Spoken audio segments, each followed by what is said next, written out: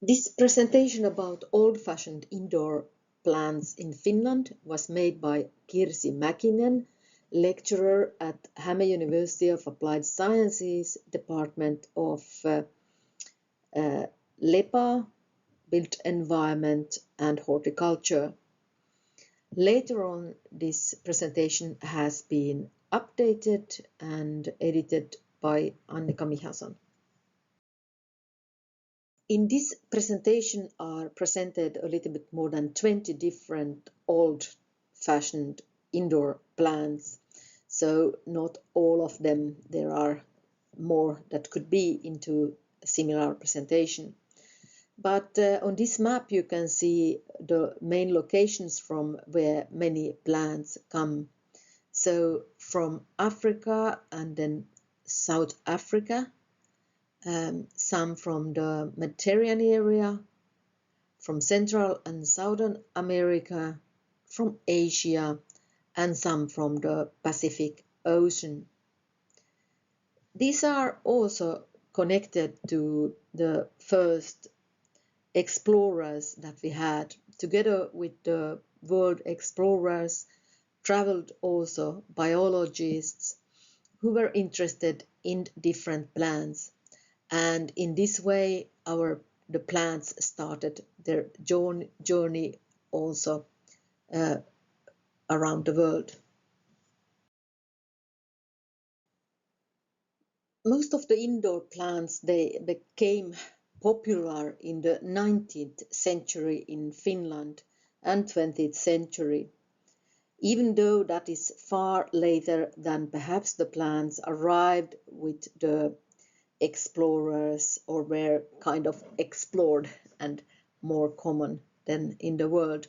So we can divide these plants into plants from noble homes or from the priests' homes and to cottage windows, so the smaller people's homes.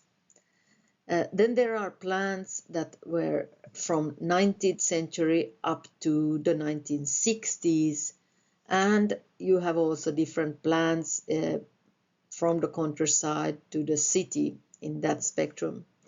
To the right here you can see one very beloved plant in the Finnish folk home.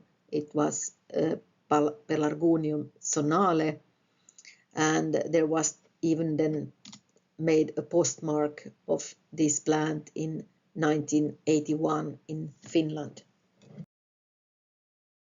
Balsam, Impatiens balsamina. This plant is a species native to India and Myanmar.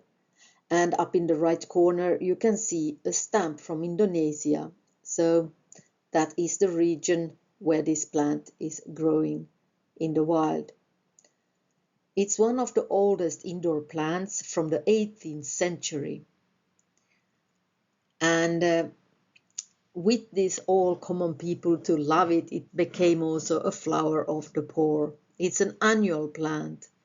It requires warmth, light, and plenty of moisture. It does not tolerate wetness. So it's a perfect plant for an summertime indoor window to the south. The mature seeds can be harvested in the autumn. Striped Barbados lily is a native species to Brazil. It was important to Finland in the 1950s. In Finland and Sweden it's also called peasant lily. The plant does not dominate wintertime completely but can overwinter partially green. It is grown in small clay pots. The bulb grows a single flower stalk. The plant requires light, it is easy to care for, and in winter the temperature should be lower about 6 degrees. Close up to the windows it may become quite cold in our cold climate wintertime. So this actually survives pretty well on close to the winter, the whole winter. And here you can see the striped Barbados lily flowering. It's flowering in the early summer. Common myrtle, Myrtus communis. It's a native species to the Mediterranean region, and to the right you can see here also a stamp of this plant from 1961, Israel. This is an old indoor plant. It decorated cottages, farmhouses, and manor houses. It was used in bridal wreaths, but also in coffins of the dead. So it took an important role in the cultural sphere also of families' lives.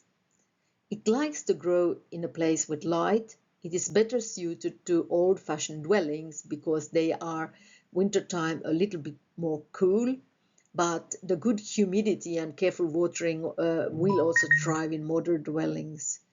It has this winter dormitory when it sheds its leaves. It's not necessarily easy to germinate it. It likes acid growing medium, and it can be kept compact and fluffy by pruning it. Cupid's bow, Achimenes longifolia, also called nut orchid or magic flower. It's native to Central America. A plant that was used in the noble homes in 1950s, and afterwards it became common in every homes. It's a summer flower that overwinters as curled rhizomes. It needs plenty of light and water. In autumn, allow the shoots to wilt and move to a cooler room. In spring, the rhizomes are planted in new soil. The plant can be propagated also from cuttings. The species has become more rare. Common asparagus fern, Asparagus setaceus. This plant is native to South Africa. It belongs to the asparagus family. It is used as a cutting green. Flower shops have this often. This plant broke the estate of the realm, meaning it became widespread among the people. It has needle-thin leaves that do not tolerate dry indoor climate. It sheds its yellowing needles. It resprouts from the base. It requires regular watering and a lot of light, but may fade and drop its leaves in very hot growing conditions. It is easy to propagate it from seeds. Foxtail fern, Asparagus densiflorus sprengeri. It's a native species to Africa. It is a tall plant, 1 to 1.5 meter, with spiny stems. It's an indoor plant already from the early 20th century. The leaves are short stems. The leaves themselves are scaly and very small. The species is usually grown in containers. The plant blooms with white, rather inconspicuous fragrant flowers. The fruit is an orange-colored berry. The plant can be propagated from ripening seeds. It likes dappled light. At least east or west window is suitable. Its rootstock is large and branched. Christmas cactus, Schlumbergerera. Also called the Thanksgiving cactus, crab cactus, or holiday cactus. It's a native species to southeast Brazil. It has been grown in Europe since the 1850s. The species became widespread in rural areas until around 1920s. It is easy to care for and long-lived. Flowers in November and January. It's a short day plant, so light maximum 12 hours a day. The plant is giving a rest period in early autumn when watering is reduced. It thrives in room air but can be reduced in temperature in winter. It can be kept outdoors in summer as well. It needs a fairly light nutrient content. The plant should not be moved during the budding stage as the buds are prone to crowding. The plant has joint branches from which cuttings can be easily propagated. Rubber fig, Ficus elastica. Native species to East India and Malaysia. It is from the early 19th century in Europe. Rubber fig is a vigorous green plant which bends and shrinks with age. It contains liquid milk. It can be propagated from a top. It thrives in light water gently but regularly. It does not tolerate drought. Geranium, Pelargonium. It's also called just pelargoniums or storkbills. It is a native species to warm temperate and tropical regions such as South Africa. There are many species and varieties. Some are indoor plants and some are outdoor summer flowers. It's suitable for containers and pots. It has a good sun tolerance but requires regular watering. It can be wintered in cool temperatures of around 6 to 10 degrees. Winter-grown plants should be pruned in spring-winter before emergence. Spare cuttings can be taken at the same time. Up in the right corner you can see a stamp from Romania from 1968 of different types of pelargoniums. And the photo in the right down corner, it's a sweet-scented geranium, Dr. Westerlund. Strepts, Streptocarpus, also called Cape primrose. It's native species to Central and South Africa and Madagascar. It became common in Europe in the early 1900s. The flowers vary in color from white to red and blue-violet. The plants are quite short-lived and are renewed from time to time. Propagation is done from leaf cuttings. The plant likes partial shade. Watering requires regularity and the best method is watering on the plate where it stands. Gloxinia, Siningia. Native species to Central and South America. This is a multicolored flowering herbaceous plant. Flowers from white to red and lilac, also bicolored. It has a long dormancy in winter when all above ground parts are wilted. No watering is needed during this period. It winters as tubers. When spring shots emerge, fertilize well and water regularly to produce a compact deciduous rose. Watering preferably done on the saucer. It begins flowering in May to June. In late summer, fertilization is reduced to allow the plant to go dormant. The plant can be divided from tubers. The plant is not sprayed. North's false flag, Neomarica nortiana. Its native species to Brazil. From the 20th century onwards, you find it in farmhouses.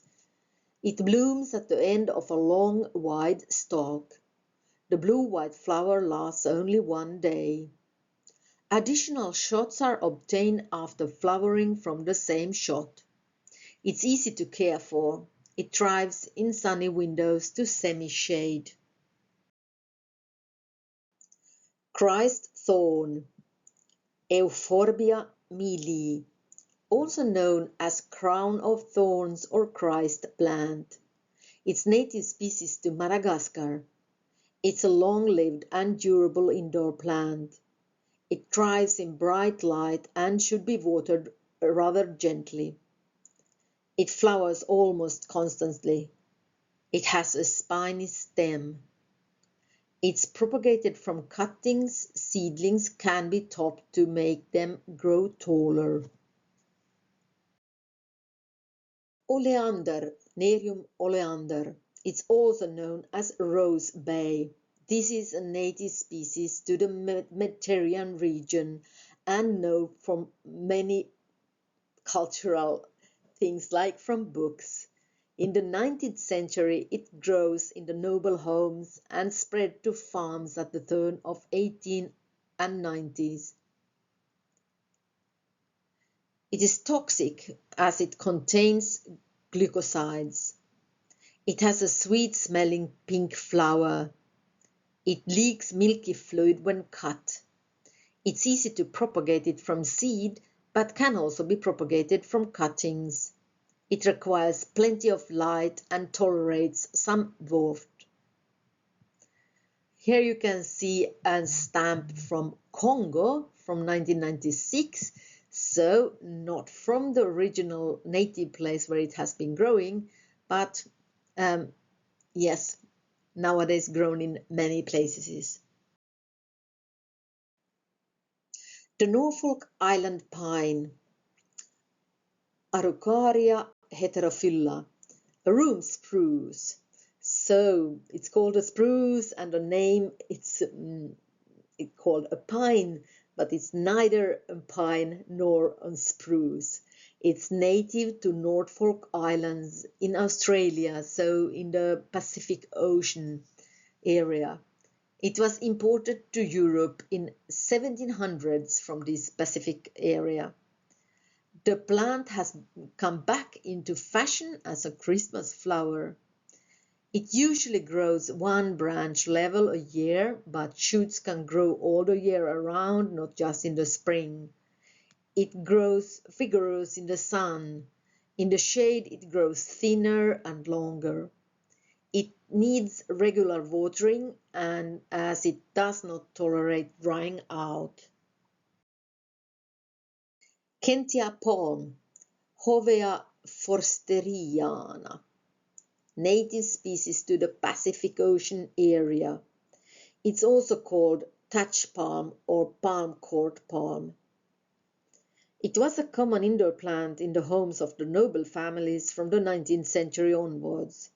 The species is rather slow growing, and it tolerates shade. A cooler indoor climate is an advantage, which often was the case up in Northern Europe indoor homes. Spraying helps in dry conditions. Palms are usually grown in fairly small pots. Moor's crinum, Crinum morae. It's a native species to South Africa. Again, it was first a plant in the noble family houses in the 19th century. It has become quite rare nowadays. It can cope in the current indoor climate we have. During the winter months, there is only a dry onion with stems. It is propagated from daughter bulbs. It likes light. Water regularly during the growing season. It is dormant from autumn to spring winter and do not need watering during that time. It's flowering in the late summer, but new bulbs that have been removed can flower even in winter. The flowers are pink and fragrant. Morse crinum flowering. Many flowers, the same name is used for different species. For example, this Morse crinum is also sometimes called Natal lily, but Natal lily is also, for example, Clivias called. So a good idea to try to always use the Latin name or to look into it then in the depth before distributing the names. Queen's Tears, Bilbergia nutans. This is a native species to Brazil, Argentina, Paraguay and Uruguay. It belongs to the pineapple plants, and the plant has leathery grayish leaves that reflect sunlight. The flowers are pinkish red with bluish spots, and after flowering the flower fades slowly. The plant can be divided into side shoots, and the plant thrives in modern indoor climate but is adapted to cooler winters. The plant has small roots and is adapted to an airy, dry substrate. Queen's tears flowering with spectacular flowers. The Latin name of the plant is Bilbergia nutans. Natal lily, Clivia miniata, also called bush lily. It's a native species to South Africa. It's long-lived, low-maintenance indoor plant. It was introduced to Europe in the late 1800s. Its winter temperatures is from +6 degrees to +22 degrees Celsius. It thrives in shade or partial shade. It has orange-colored flowers. It grows to a large size. The plant has a thick rhizome and it is divided from lateral roots. The species is poisonous. To the right you can see the nice orange-colored flowers, and the stamp is from Equatorial Guinea from 1976 of this plant. Kranz aloe, Aloe arborescens, also called candelabra aloe. The plant is endemic to southeastern parts of South Africa, Malawi, Mozambique, and Zimbabwe. It's a succulent that thrives in a sunny, even scorching window. Watering as needed. It has orange flowers. Not as abundant medicinal plant and herb plant as used as aloe vera, which is a medicinal herb, but its potential uses have been explored by modern science. Begonia, Corallina group. Its native species to subtropics and tropics in both Asia, Africa, and America. Begonias were introduced to Europe in the 19th century, and it was a very popular plant. It's a rhododendron almost 100 centimeters tall. It blooms in pink clusters. It's easy to care but needs regular watering. It thrives in modern indoor climate on semi or shaded places, not too scorching heat. Water begonias as room temperature. The pot size may be quite small for the size of the plant. It is propagated by taking stem or leaf cuttings. Iron cross begonia, Begonia masoniana. It's a native species to South China and North Vietnam. Begonias are bias-leaf plants, include a number of popular spotted-leafed species. Iron cross begonia was commonly found in indoor plant selections in the 1960s, but is now quite rare. The species is propagated for leaf and stem cuttings. The decaying mother plants are replaced by cuttings. The species thrives in partial shade and requires regular and fairly heavy watering. The plant can sometimes suffer from mildew, and overwatering can of course cause also the rhizome to rot. You can see the photo of iron cross begonia. It has dark spots in the middle of the leaf and then green color.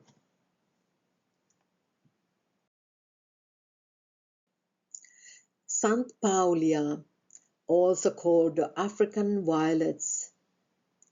And USA have even in 1993 made a stamp of this African violet, a red-colored one. In Finland, there was published in 1981 one stamp of St. Paulias as well. Its native species to East Africa, It has a rising in popularity in 1960s, and in 60s and 70s it was a very popular plant. It's an easy to care for and it's small indoor plant, so it fits very well on the windows. It needs plenty of light to flower, but not scorching heat. Too much heat or direct sunlight will damage the leaves. The species thrives in moist, light soil. Too much moisture can rot the plant. It's also easy to reproduce this plant just from a leaf. Amazon lily, Eucharis amazonica. This species is native to Peru. It's introduced as an indoor plant in the 20th century and popular especially from 1950s and 1960s onwards. Since then it has sold little but returned to flower shops in 2010s. It thrives in light and shade. It requires plenty of water. It blooms around Christmas with fragrant white flowers. Summer is a resting period. It does not tolerate coolness. It's propagated by rhizome branches. It is rather slow to take root. Caribbean spider lily. It's native to Caribbean islands and South America, and of course from this area you will also find the stamp of the plant. To the right you can see a stamp from Barbados with the spider lily from 1991. It was common especially in the 1950s, but is now more rare. It belongs to the family Amaryllidaceae. Its flowers are white with thin radical petals. It's a bulbous plant. It has a long juvenile stage. The spider lily's beautiful flowers that really looks like spiders. Snake plant, Sansevieria trifasciata.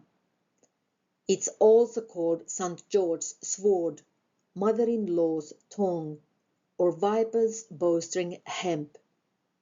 It's a native species to West Africa, spread from Nigeria to Congo. It became more widespread in 1950s and 1960s in Finland, and it became rare then in 1990s. Now it is popular again. It has green-leafed and yellow-leafed varieties. Variegation of the leaves is maintained in a light location. You obtain these plants by dividing it from unvariegated plants. It's easy to care for and thrives in a small pot. It needs careful watering. It may flower sparingly with a greenish-white flower. Its scent slightly reminds of the lily of the valley flowers. It can be propagated from leaves. African milk tree, Euphorbia trigona. It's also called the cathedral cactus. It's native species to Central Africa. It's an upright succulent, prickly, growing to over 2 meters when comfortable. It needs little watering and likes sun. It has smaller oval falling leaves.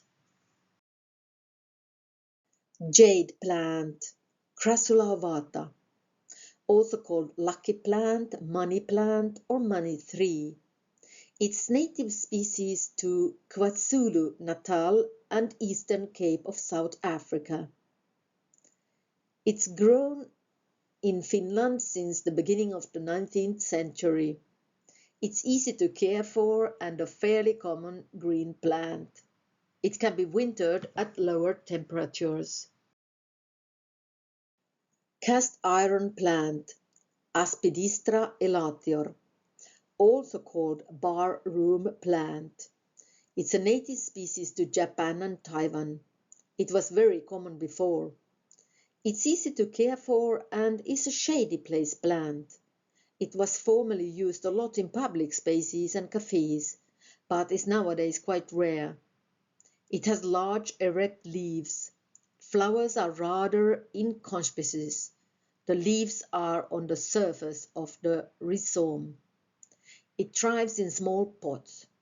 It should be less watered during the dormant season, and the room temperature should also be reduced. The plant is propagated from pieces of rhizome. Gardenia, Gardenia jasminoides, also called Cape jasmine. It's a native species to Southeast Asia, but the stamps have been released in Canada quite recently of this plant in 2019. There are dozens of species and it has handsome white flowers with a strong fragrance. It does reasonably well in the modern indoor plant world. It requires a lot of watering and monitoring. It likes acidic soils and high humidity is beneficial to the plant. A semi-shaded site is suitable. Direct sunlight is not desirable, throughout the day at least. It suffers easily from spider mites. Stems die back after a year and the plant will become a small shrub if it thrives. The plant can be reduced by pruning. It can be propagated from cuttings, but rooting is slow and capricious. There are of course more plants that could have been in the presentation but are not. Such are, for example, the climbing cacti, the Cologyne cristata, it's called the snow queen in Scandinavia. And then there is the blood lily, also called the paintbrush lily, and the rain tree, or yesterday, today and tomorrow, or lady of the night. And of course fuchsias that include more than 100 different species. On a stamp from 1981, here to the right, you can see Fuchsia hybrida has also been a quite beloved plant in Northern Europe, but it may be difficult to have it survive over the winter. It is also dropping its leaves during the winter and yeah, but it's possible to get it to overwinter.